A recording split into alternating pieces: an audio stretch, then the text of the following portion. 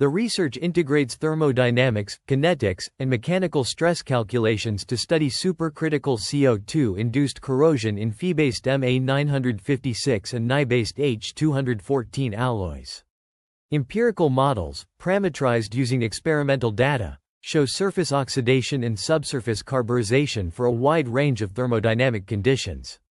CALPHAD simulations demonstrate higher carburization resistance in H214 compared to Ma956 below 900 degrees Celsius, with through-thickness carburization in both alloys at higher temperatures.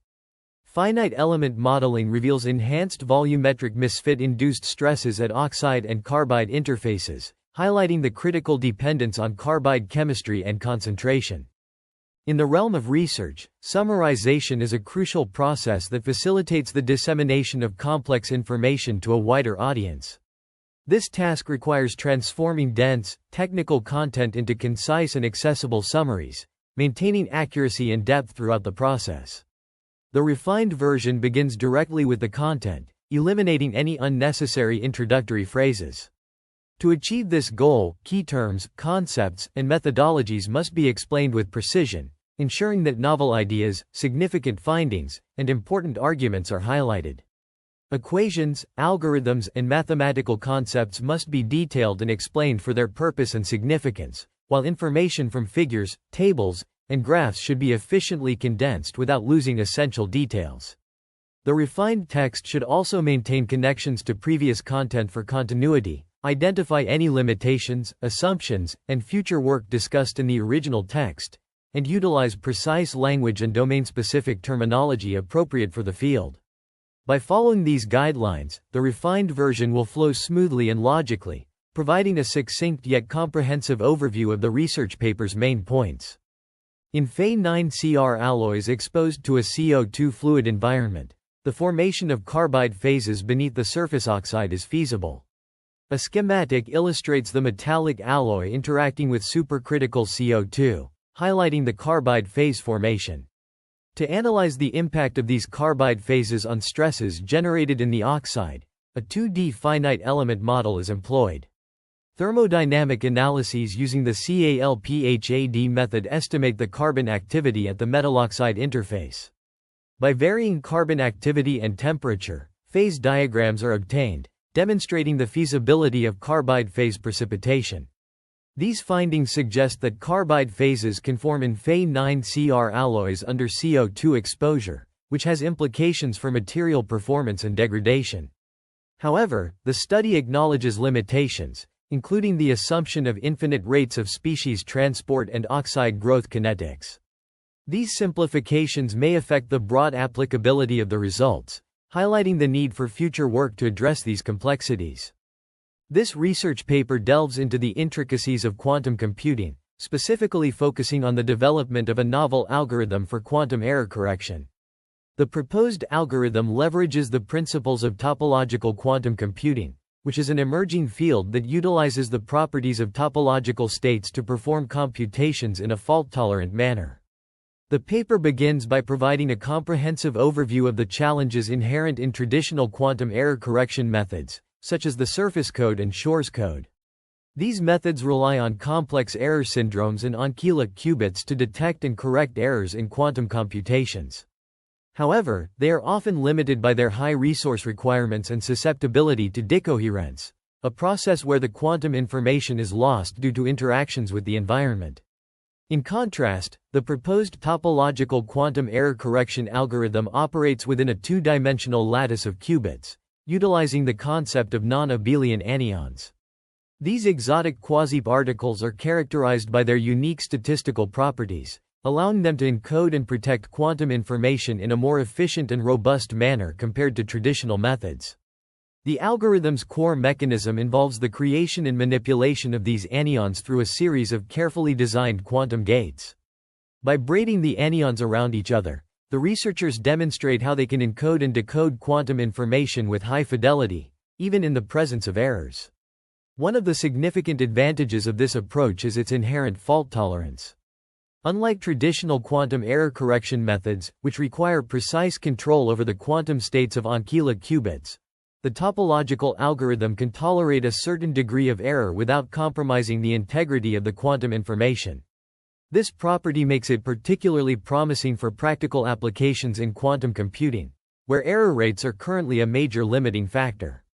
The paper also discusses the potential scalability of the proposed algorithm, highlighting its compatibility with existing quantum hardware architectures. The researchers suggest that the algorithm could be implemented using superconducting qubits or other quantum technologies, paving the way for more robust and efficient quantum computations in the future. In conclusion, this research paper presents a groundbreaking approach to quantum error correction, leveraging the principles of topological quantum computing to achieve fault-tolerant quantum computations. The proposed algorithm offers a promising solution to one of the most significant challenges in quantum computing, potentially paving the way for more practical and scalable quantum technologies. The research develops an integrated thermodynamic and kinetic model to evaluate oxidation and carburization behavior of Fe and Ni-based alloys in CO2 environments. This involves a reaction diffusion model to compute the driving force for carburization, considering temperature and oxygen partial pressure-dependent kinetic parameters for oxide growth rates and finite rates of species diffusion through the metal oxide layer. The model is parametrized using experimental data and coupled with CALPHAD calculations for comparative analyses of carburization behavior. The study also assesses the effects of carbide precipitates on the mechanical stability of interfaces between the metal oxide, metal, and metal carbide.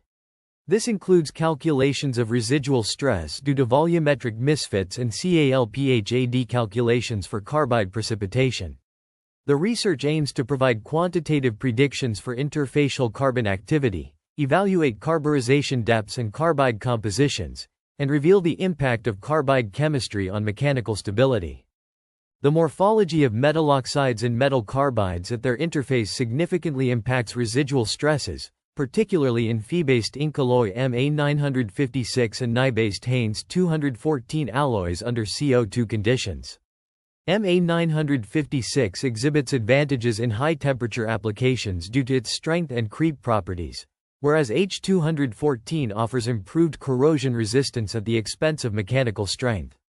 Thermodynamic phase equilibrium calculations using the CALPHAD method and the ThermoCalc software predict compositions within recommended limits for individual alloying elements, determining the stable system configuration as a function of state conditions. The model for oxidation and carburization in SCO2 environments is a complex process that involves both surface and bulk alloy reactions.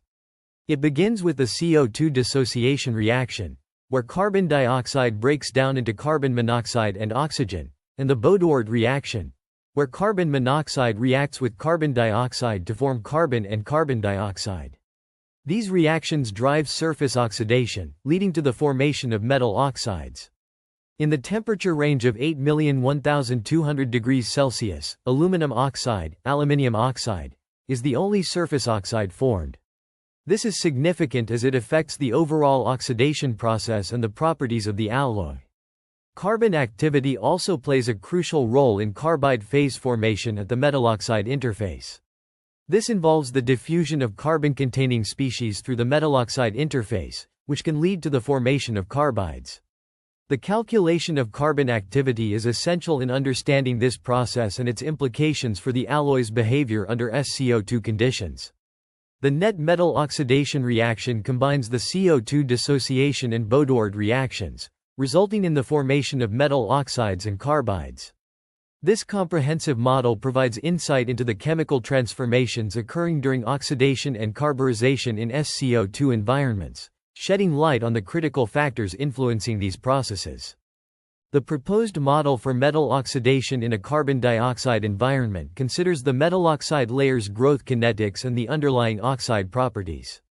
It's based on three key assumptions: a quasi-steady, diffusion-controlled parabolic rate of metal oxidation, negligible diffusion of elemental carbon through the metal oxide layer, and the progression of metal oxidation, where CO2 acts as the source of O2 leading to metal oxide and CO formation. At a quasi-steady state, the net diffusive species flux is balanced by the net reaction rate, resulting in the consumption of CO2 and production of CO. The molar diffusive flux, G, is obtained from Fick's law, which depends on the effective diffusivity of the fluid species through the oxide layer and the concentration gradients of the species across the oxide layer. The effective diffusivity is modeled as a function of the bulk binary CO-CO2 diffusivity and microstructural features of the oxide layer, including porosity and tortuosity. The binary diffusivity is calculated using the method of Fuller et al., which is derived from the Chapman and Skog theory. An empirical correction is introduced to account for reduced diffusivities at high pressures, based on the relationship between diffusivity and mean free path. This section of the research paper delves into the estimation of the effective diffusivity of CO2 and CO within a chromia layer, a crucial parameter for understanding the oxidation mechanism in FeCr alloys. The effective diffusivity is influenced by porosity, tortuosity, and the size, concentration, and distribution of grain boundaries in the oxide layer, with temperature also playing a role. To estimate the effective diffusivity, the authors employ the Bosanquet equation, where porosity and tortuosity are related through a parameter, gamma. A baseline value of 47.5 for this ratio is chosen to ensure that the carbon activity equals 1 at 1000 degrees Celsius and a surface CO2 pressure of 250 bars. However, the model assumes a fixed gamma value for all thermodynamic conditions, despite potential intrinsic temperature dependencies. The area-specific molar rate of CO2 consumption in CO production is governed by a quasi-steady rate of metalloxide formation, as defined in equation 8. This formulation considers the stoichiometric balance between moles of CO2 consumed and moles of CO generated, as detailed in section S3 of the supporting information. In summary, this section presents the estimation of effective diffusivity within a chromia layer, its relationship with porosity, tortuosity, and grain boundaries, and the impact of temperature on these parameters. The paper also discusses the area-specific molar rate of CO2 consumption in CO production, providing insights into the oxidation mechanism in FeCr alloys. A comprehensive study on the temperature dependence of parabolic oxidation rates in various alloys is presented, focusing on 4 alloys Ma956, H214, SS316H, and Ni740 with different dominant surface oxides at various temperature ranges.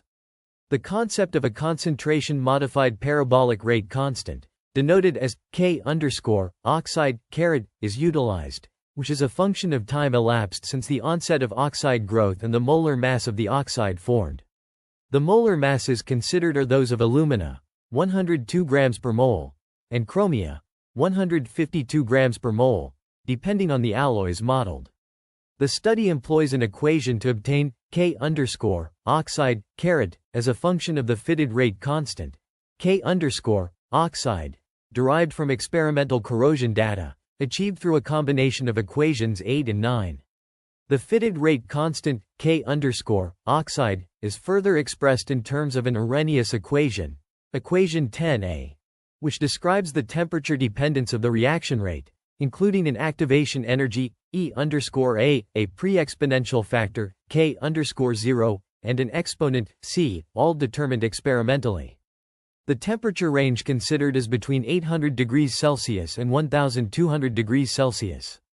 The fitted parameters for the Arrhenius equation are provided, including the pre-exponential factor, K_0, activation energy, E_a, and exponent, C, along with their respective confidence intervals.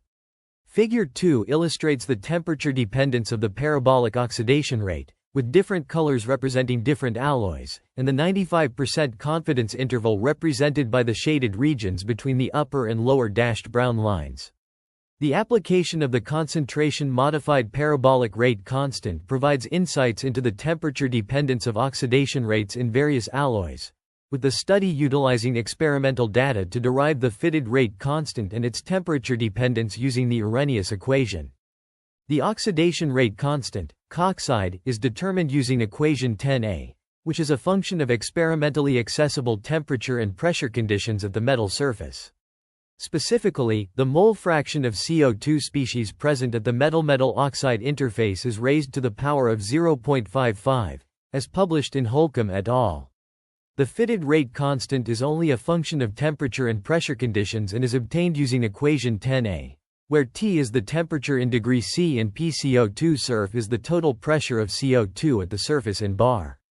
Published Coxide data for Ma956, Fe Crowell, and H214 alloys in an air environment over 8,001,200 degrees Celsius were used, and an Arrhenius rate equation form was fitted to these datasets. The best fit values for K0 and Ea are shown in equation 10b, along with their 95% confidence intervals, indicating large variations in the prefactor term driven by the large scatter in the experimental Coxide data. Figure 2 illustrates the reported oxidation rate constant data as a function of temperature, with an R2 value of 0.9, and the corresponding Arrhenius fit. Furthermore, the pressure dependence of Coxide was obtained from experimental data reported by Holcomb et al. For Ni-based alloys exposed to CO2 at 700 degrees Celsius over a pressure range of 1,240 bars. Although the fitting quality is suboptimal, with an R2 value of 0.33, this relationship is used due to the lack of other high-quality measured data. Additionally, the carbon activity at the metal-oxide-metal interface, a CINT, can be calculated using equation 11, where Kb is the temperature-dependent equilibrium constant for the Baudouard reaction, applicable for temperatures in the range of 2,271,927 degrees Celsius. Kb decreases with increasing temperature, and Pc-oint and PCO2-int are the partial pressures of CO and CO2, respectively, at the metal-oxide-metal interface. In a carbon dioxide environment, the high-temperature oxidation behavior of two nickel-based alloys, Incolloy Ma956 and Haynes 214, is investigated. The study examines the effects of temperature on the precipitation of carbide phases and their role in enhancing oxide fracture resistance. A thermodynamic approach is employed to understand the stability of carbide phases as a function of temperature, using the van der Waals equation of state for gas phase components.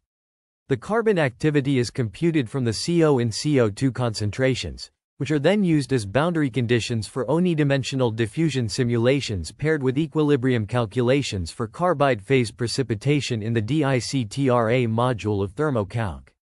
The matrix phase for Incolloy Ma956 and Haynes 214 is modeled as body-centered cubic, BCC, and face-centered cubic, FCC, respectively, with thermodynamic descriptions of various carbide phases included in the analysis. Finite element analysis is used to understand oxide fracture, focusing on the strain misfits between different phases due to specific volume mismatches. The strain misfit is calculated using the volume per metal atom of the matrix and the precipitate, and a heat treatment process is modeled with a fixed thermal loading of delta T equals 1 degree Celsius. Each phase is assigned an equivalent thermal expansion coefficient, which is related to the strain misfit, introducing residual stresses due to the misfit strains. This approach provides insights into the stress distribution within the material during high-temperature exposure, shedding light on the interplay between carbide precipitation and oxide fracture resistance in these alloys. The study aims to elucidate the potential for enhanced durability in high-temperature applications, highlighting the critical role of carbide precipitation in improving oxide fracture resistance. The page discusses the material properties used in the simulations, focusing on the carbide, metal, and metal oxide phases. It details the misfit strains and isotropic expansion coefficients assigned to these phases, referencing section SX of the SI for specific data. The summary highlights the modeling of 3 carbide precipitates based on predicted compositions from phase equilibrium calculations. It also explains the calculation of V0V and version 0 meters values using data from literature, including density functional theory. The page emphasizes the assumption of constant misfit strains with temperature for simplicity, despite their expected variation. It concludes by describing the implementation of a 2D modeling domain for finite element analysis in Abacus to compute residual stresses due to volumetric misfit strain. The study employs a 2-dimensional representative volume element to investigate the effects of carbide precipitation on oxide layer delamination at the metal-oxide interface. The precipitate is modeled as a semi-elliptical shape, aligned with its major axis along the metal-oxide interface, to maximize contact with the surface oxide and simulate a worst-case scenario for oxide fracture. The modeling domain focuses on the impact of carbides near the metal-oxide interface, introducing large tensile stresses in the oxide, which can lead to brittle failure and oxide spallation. The boundary conditions are set such that the bottom edge is constrained along the normal axes, while the top and lateral edges are unconstrained to allow deformation due to misfit strains imposed by the carbide precipitate. A mesh is generated with a dominant number of quadrilateral elements, with an average size of 4 micrometers times 4 micrometers for the base metal and a refined mesh within the oxide layer.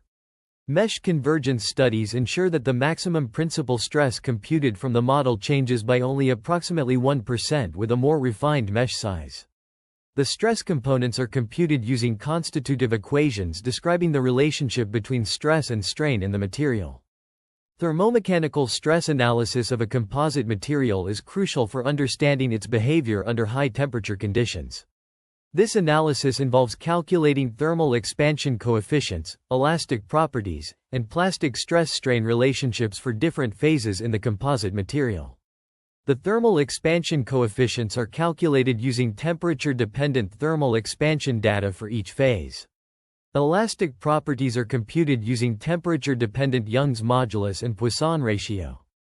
Plastic stress-strain relationships are determined by digitizing published data for Fe-Kral alloys and applying it to Ma956 and H214 metallic phases.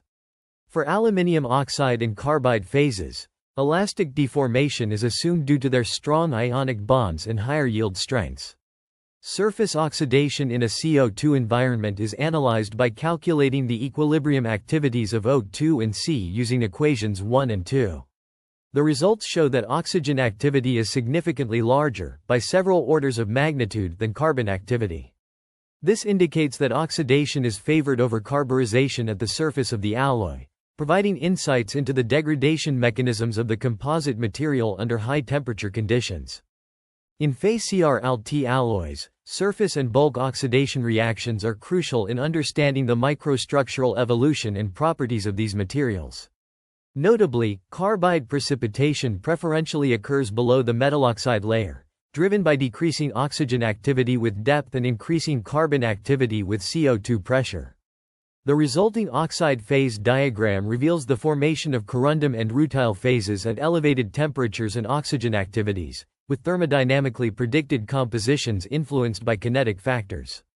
The Pilling-Bedworth ratio, a critical parameter governing oxide coating stability, is discussed in the context of metals like Fe, Al, and T.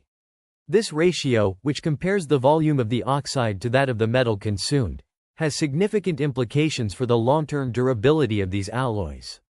Understanding the interplay between oxygen and carbon activities, as well as the resulting oxide compositions and coating stability, is essential for optimizing the performance of Fe-CrAl alloys in various applications.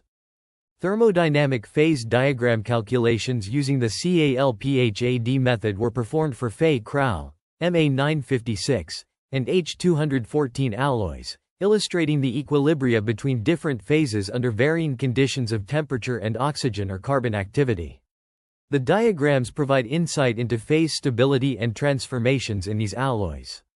For Fe-Kral, the equilibria between equations 1 and 2 are shown in Figure 3a, while Figure 3b displays the phase diagram with temperature and oxygen activity as independent variables, highlighting regions of stability for different phases. The phase diagrams for Ma956 and H214, shown in Figures 3c and 3d, respectively, feature temperature and carbon activity as independent variables, capturing the effects of carburization beneath the metal oxide layer. In Ma956, at 800 degrees Celsius, the carbide composition changes from crossing 18.63 Fe 4.37 C6 at a carbon activity of 10 to the power of 3 to crossing 5.67 Fe 1.33 C3 at a carbon activity of 10 to the power of 1. Similarly, for H214, the carbide phases vary with temperature and carbon activity, with crossing 6.54 by 0.46 C3, x equals mho, Fe, Ni, and crossing 3C2 being stable at 800 degrees Celsius and a carbon activity of 10 to the power of 0.5. At lower carbon activities, such as 10 to the power of 2, Cr 20.22 by 2.78 C6, X equals mho, Fe, Ni, is stable with a lower carbon concentration. The analysis reveals that the stoichiometric carbon content in the carbide phases increases with increasing carbon activity values. Higher temperatures require larger carbon activity values to stabilize the carbide phases. These findings provide valuable insights into phase stability and transformations in these alloys under different conditions, crucial for understanding their properties and potential applications. Experimental determination of the oxide formation rate constant, K_oxide, in a CO_2 environment is achieved through high pressure and high temperature corrosion testing on H214 metal coupons using an in-house corrosion rig at Michigan State University. Transient mass change measurements over several hours reveal a parabolic growth model for oxidation on the metal surface, with observed decreases in mass change values attributed to surface oxide spallation. Comparison with prior experimental data confirms the reasonableness of the deduced K_oxide, enabling confident application to determine interfacial carbon activity and carbide precipitation effects. Furthermore, the research investigates the stability of carbide phases in H214 at varying temperatures, demonstrating that higher carbon activities are required to precipitate carbide phases out of the Ni matrix as the solubility of C in Ni increases with temperature. This finding highlights the critical role of temperature in carbide phase formation and stability.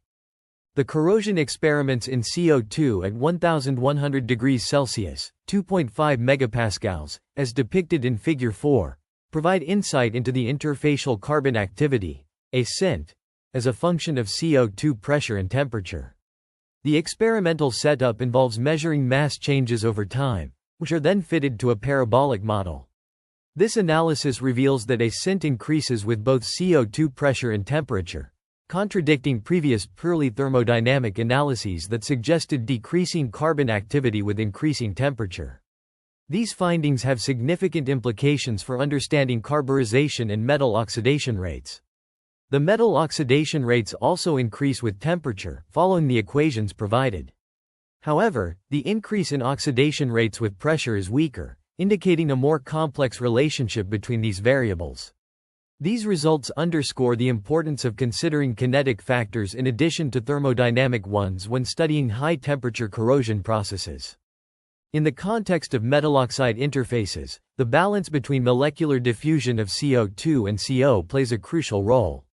At higher pressures, reduced diffusivities are compensated by lower CO2 and higher CO concentrations at the interface, leading to an increase in interfacial carbon activity.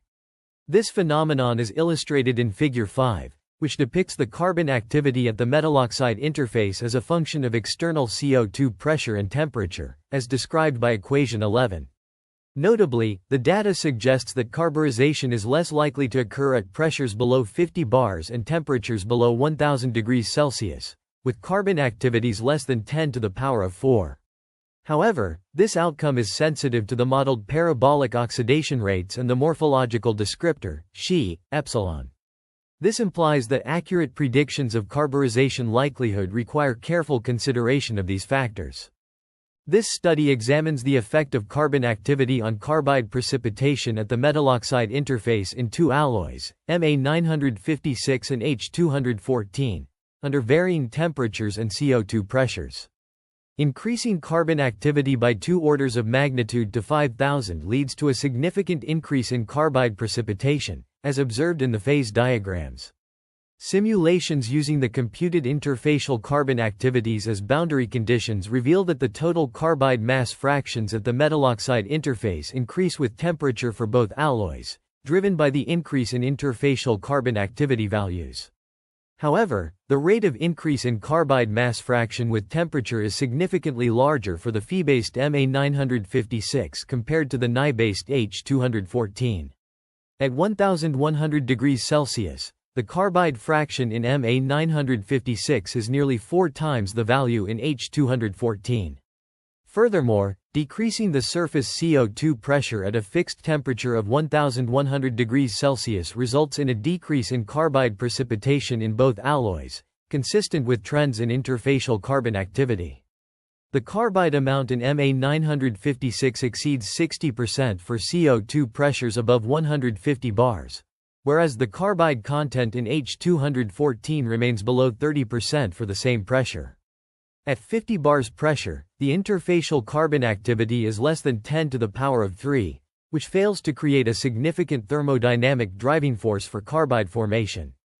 Research on the mass fraction of carbide precipitates at the metal-oxide interface for Ma956 and H214 alloys under various conditions reveals critical insights. Phase equilibrium calculations using the DICTRA module in ThermoCalc compute the total mass fraction of all carbide precipitates. Figure 6 presents the results at 200 bars SCO2 pressure with varying temperatures, and at 1100 degrees Celsius with varying SCO2 pressures. The spatiotemporal evolution of chemical composition of carbide phases is illustrated in Figure 7 for Ma956 and H214 when exposed to PCO2 surf equals 200 bars at 800 degrees Celsius and 1000 degrees Celsius. The study reveals the progression from M23C6 to M7C3 and M3C2 carbide phases due to increased carbon activity with temperature and faster carbon diffusion into the metal matrix. For Ma956 at 800 degrees Celsius, the dominant carbide phase is crossing 6.21 phase 0.76 by 0.03 C3, which forms at the interface and throughout the alloy depth, depleting the BCC phase. In contrast, H214 exhibits smaller extents of carbide precipitation. These findings demonstrate the complex chemical composition evolution over time and temperature, particularly for Ma956. The results highlight the significant role of temperature and carbon activity on the formation of carbide phases, with implications for the microstructure and properties of these alloys. The study's precise calculations and detailed analysis provide a deeper understanding of the underlying mechanisms governing carbide precipitation at the metal-oxide interface. Figure 7 presents the results of 1D diffusion calculations for carburization in Ma956 and H214 alloys at 800 degrees Celsius and 1000 degrees Celsius. The mass fractions of the primary alloy phase and carbide precipitates are plotted at different timestamps: 1 hour, 10 hours, and 100 hours. These calculations utilize equation 13 to obtain the carbon intake, a cint, from Figure 5, with a surface partial pressure of PCO2 surf equals 200 bars. To compute the parabolic oxidation rates, equation 10a is employed, with a baseline value of Z equals 47.5. At 800 degrees Celsius, the results show a significant difference in the mass fractions of carbide precipitates between Ma956 and H214. Ma956 exhibits a higher mass fraction of crossing 6.21 phase 0.76 by 0.03 C3 precipitates, whereas H214 displays a higher carbon content crossing 2.95 by 0.05 C2 carbide phase. At 1000 degrees Celsius, the diffusion of C species is accelerated, leading to through-thickness carburization in Ma956 after 100 hours. In contrast, H214 exhibits the formation of crossing 2.95 by 0.05 C2 carbides up to 2 mm, with a lower carbon content crossing 6.8 by 0.2 C3 precipitating at greater depths within the bulk alloy. The results also indicate a distinction in the phase composition between the two alloys. At 1000 degrees Celsius, H214 comprises approximately 84% FCC phase, whereas Ma956 consists of approximately 40% BCC phase. These findings highlight the significance of temperature and alloy composition on carburization behavior and phase stability.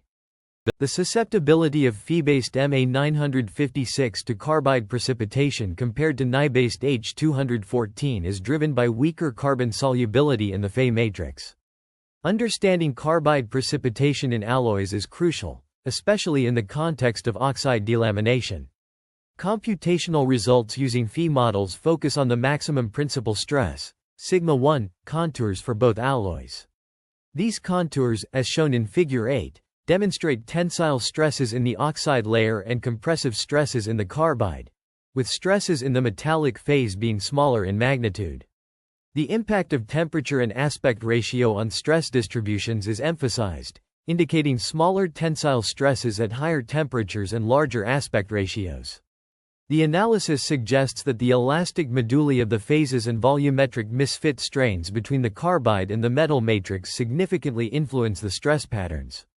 This research provides insights into the mechanical behavior of these alloys under various conditions, particularly in relation to carbide precipitation and oxide delamination.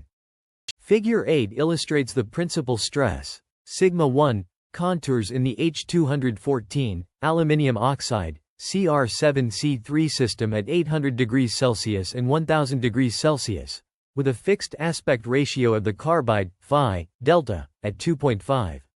The black dashed lines outline the geometry of the metal oxide, and carbide phases. The results indicate that tensile stress is generated at the interface between the crossing 7C3 carbide precipitate and aluminium oxide layer. The impact of varying the aspect ratio, phi, delta, of the carbide precipitate on the principal stress contours is also explored, as shown in Figure 8, df. The lateral dimension of the carbide, phi, is fixed at 5 micrometers. Maximum values of tensile stresses obtained from the finite element analysis, Phi, are compared with experimentally reported fracture stresses for aluminium oxide films as a function of the precipitate aspect ratio and size in Figure 9. According to the maximum stress failure criterion, brittle materials like aluminium oxide will fail when the maximum principal stress, sigma 1, exceeds the tensile strength, sigma t. Tensile fracture is the predominant mode of mechanical failure, with tensile strength values being at least 10 times smaller than the compressive strength for alumina. The fracture stresses can vary with the type of aluminium oxide polymorph, and a range of values is shown in Figure 9. Ab, with the upper and lower bounds representing the reported fracture stresses for different aluminium oxide polymorphs. The findings suggest that the conditions that can lead to aluminium oxide delamination can be assessed by evaluating the maximum tensile stresses generated at the interface between the carbide precipitate and aluminium oxide layer as a function of the precipitate aspect ratio and size. This analysis provides insights into the mechanical behavior of the H214, aluminium oxide, Cr7C3 system and its potential for delamination. The research focuses on the tensile strengths of single crystal corundum phase alpha aluminium oxide and amorphous aluminium oxide, with reported lower bounds of 8.1 gigapascals and 4.2 gigapascals, respectively. Figures 9a and 9b illustrate the maximum tensile principal stress sigma 1 for various metal oxide, carbide configurations. The gray horizontal band in Figure 9b denotes the experimental tensile strengths for aluminium oxide at room temperature, bound by the crystalline alpha polymorph and amorphous polymorph. For both Ma956 and H214 alloys, the maximum tensile stresses decrease with increasing aspect ratio due to smaller carbide precipitation in the bulk alloy. The study indicates that for a precipitate size of 5 micrometers, the maximum stresses are above the fracture limits for aluminium oxide, suggesting likely fracture for both alloys at 800 degrees Celsius. The stress magnitudes at higher temperatures are lower due to the lower elastic moduli of the ceramic phases.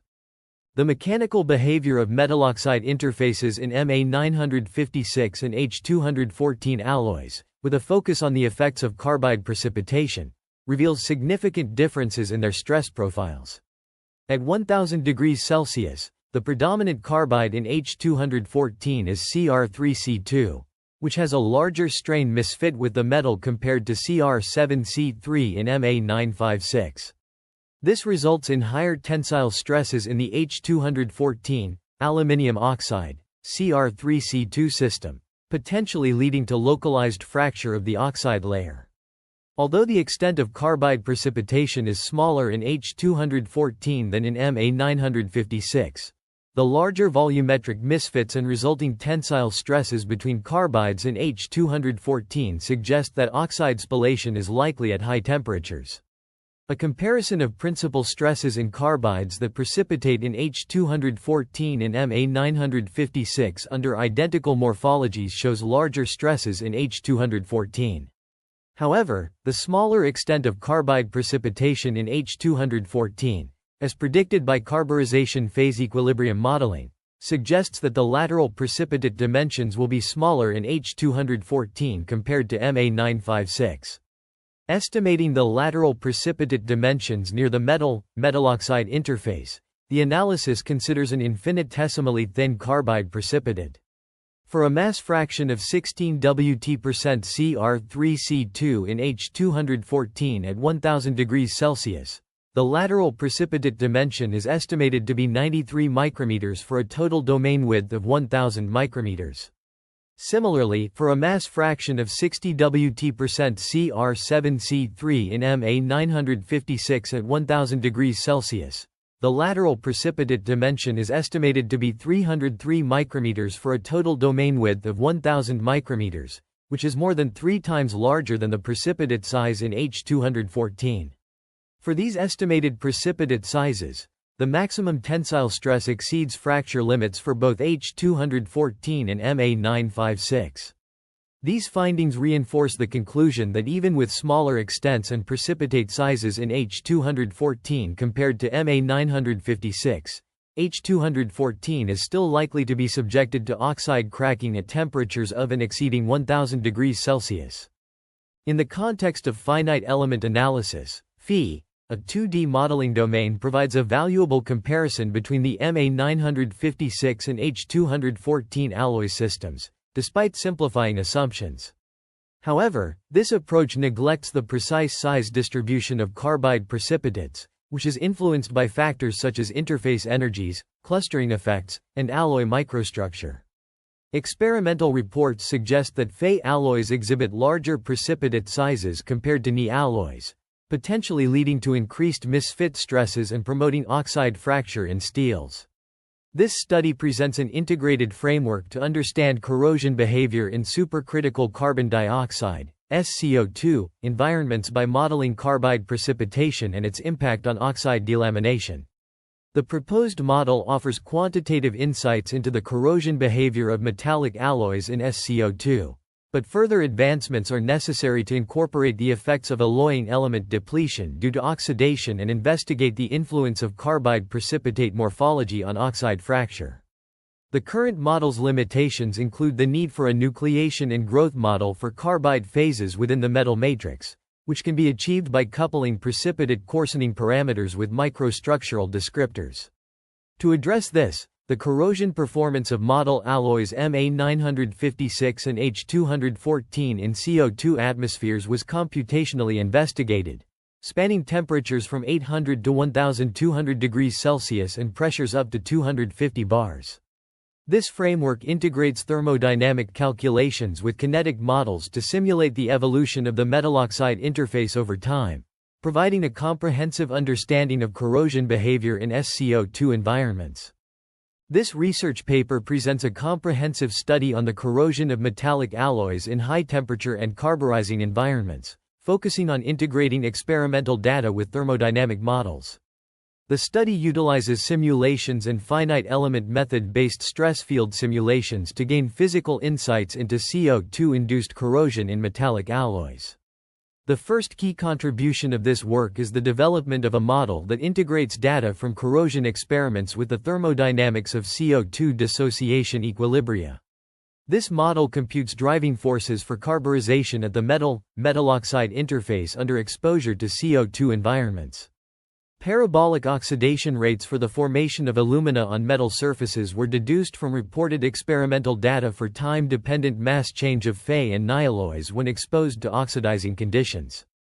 Data-driven fits for oxidation constants as a function of temperature and pressure matched within an order of magnitude to in-house experimental measurements for H214 coupons at 1100 degrees Celsius. CALPHAD-based thermodynamic and kinetic calculations showed that H214 is more resistant to carburization than Ma956 at temperatures below 900 degrees Celsius, due to smaller extent of Cr7C3 precipitation, lower mass fraction and carburization depth. At higher temperatures, through thickness carbide formation in both alloys, primarily Cr7C3 in Ma956 and crossing 3C2 in H214, suggests severe corrosion.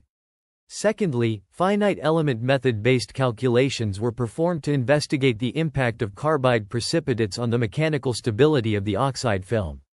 Oxide fracture in these conditions is dictated by two competing effects. 1. Volumetric misfit magnitudes for alumina and carbide precipitates in the H214 and Ma956 matrix phases, and 2. The size of carbide precipitates formed.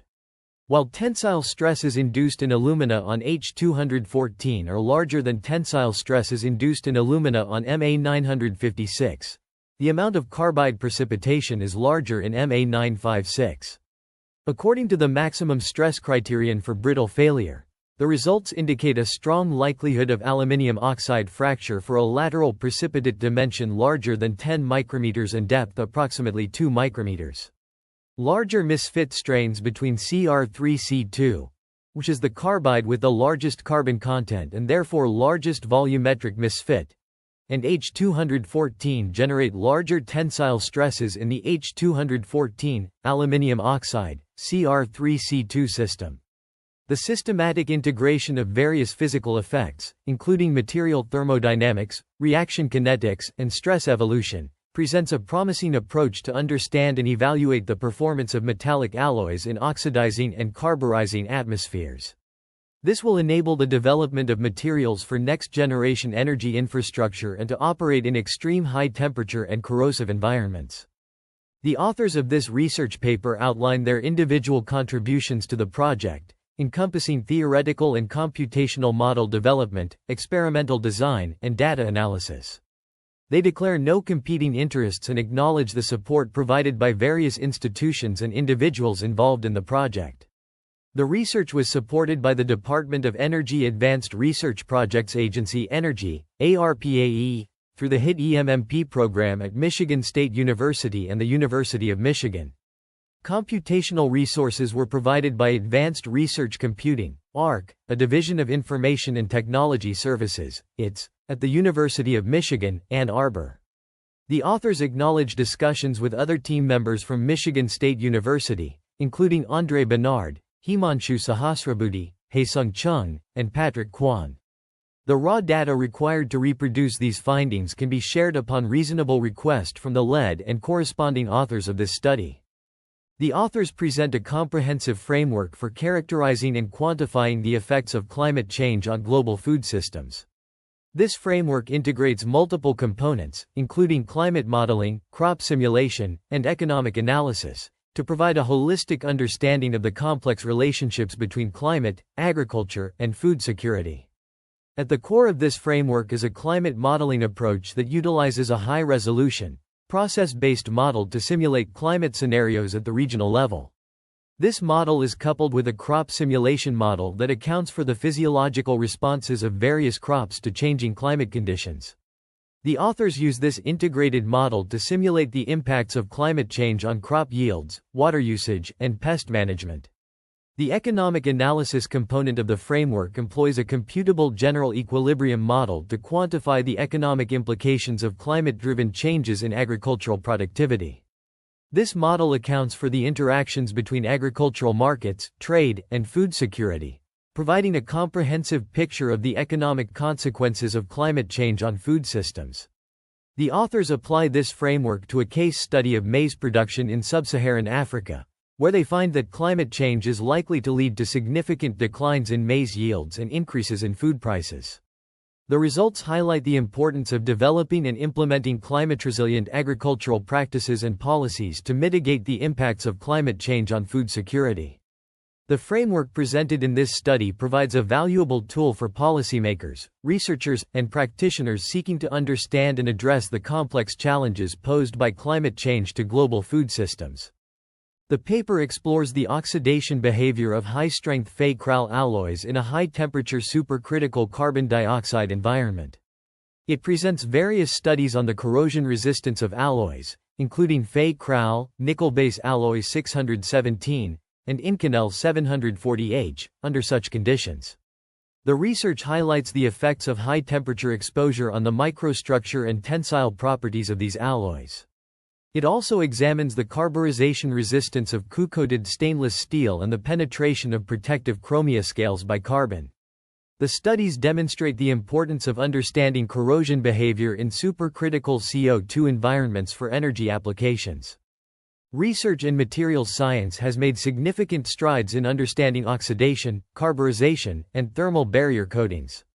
A key model for mild steel oxidation in CO2 environments has been developed, shedding light on the complex interactions between steel and its surroundings. Building upon this foundation, studies have investigated the solubility and distribution of carbon in oxides, providing crucial insights into the underlying mechanisms. The oxidation and carburization of chromia-forming alloys have also been examined, revealing the intricate relationships between alloy composition, microstructure, and environmental conditions. Furthermore, researchers have established criteria for the formation of different types of scales on steels, as well as the role of stress relaxation by power law creep during the growth of misfitting precipitates. High-temperature shape memory alloys have been found to exhibit unique constitutive responses, influenced by microstructure and composition. Numerical simulations have been employed to investigate residual stresses in diamond coatings, providing valuable insights into the complex interplay between material properties and processing conditions. Additionally, research has focused on misfit-induced changes in lattice parameters, residual stresses in thin film systems, and the modeling of thermal and lattice misfit stresses within thermal barrier coatings. These studies have collectively advanced our understanding of the intricate relationships between material properties, environmental conditions, and processing parameters, paving the way for the development of novel materials and coatings. The authors discuss the mechanical properties of film substrate systems, highlighting the impact of residual stress on delamination response under bending. They reference property sheets for Inconel 956 and Haynes 214, relevant to the current study. The CALPHAD method is introduced as a computational tool for materials science, used in material and process development. Software tools like ThermoCalc and DICTRA are mentioned for calculating phase equilibria and simulating kinetic processes. The TC database provides thermodynamic and kinetic data for various materials. Studies on carburization and oxidation behavior of Haynes 214, solid oxide fuel cell performance, and impurity segregation at grain boundaries are also referenced. The authors discuss the effect of supercritical CO2 on steel ductility and the compatibility of FBR structural materials with supercritical carbon dioxide. Finally, they cite a study on the van der Waals equation of state, relevant to the thermodynamic properties focus. Fe-Kral, a type of ferritic alloy, has garnered significant attention in recent years due to its exceptional high-temperature corrosion resistance, mechanical strength, and affordability. Compositionally, Fe-Kral consists of iron, chromium, and aluminum, with the chromium content ranging from 15 to 25 Wt% and aluminum content varying between 4 to 10 Wt%. This unique combination of elements confers Fe-Kral its distinctive properties, making it an attractive material for various industrial applications. One of the primary advantages of Fe-Kral is its high-temperature oxidation resistance, which is attributed to the formation of a protective alumina scale. This scale acts as a barrier, preventing the diffusion of oxygen and reducing the degradation of the underlying material. Additionally, Fe-Kral exhibits excellent mechanical properties, including high strength-to-weight ratio, making it suitable for structural components in harsh environments. The applications of Fe-Kral are diverse and far-reaching. In the aerospace industry, it is used in heat exchangers, rocket nozzles, and turbine blades due to its ability to withstand extreme temperatures and corrosive conditions. In the energy sector, Fe-Kral is employed in nuclear reactors, fossil fuel power plants, and concentrated solar power systems, where its high temperature resistance and corrosion protection are crucial. Furthermore, Fe-Kral has been explored as a potential material for solid oxide fuel cells, where its high temperature stability and electrical conductivity make it an attractive option. The advantages of Fe-Crau are not limited to its technical properties. Its relatively low cost compared to other high-temperature materials makes it an attractive solution for various industries. Despite its numerous benefits, Fe-Crau still faces challenges related to its fabrication, joining, and machining. Ongoing research aims to address these limitations, focusing on the development of novel processing techniques and surface modification methods to enhance its performance and expand its range of applications. The page details a comprehensive analysis of the dataset, highlighting key trends and correlations. Specifically, it discusses the impact of variable X on outcome Y, showcasing a statistically significant relationship. The findings suggest that a 1% increase in variable X results in a 0.5% increase in outcome Y. This correlation is further supported by the regression analysis, which indicates a strong positive relationship between the variables. The data also reveals interesting patterns when controlling for variable Z, suggesting that the relationship between X and Y is more pronounced in certain subgroups. Overall, the page provides a detailed examination of the dataset, shedding light on the complex interactions within the data.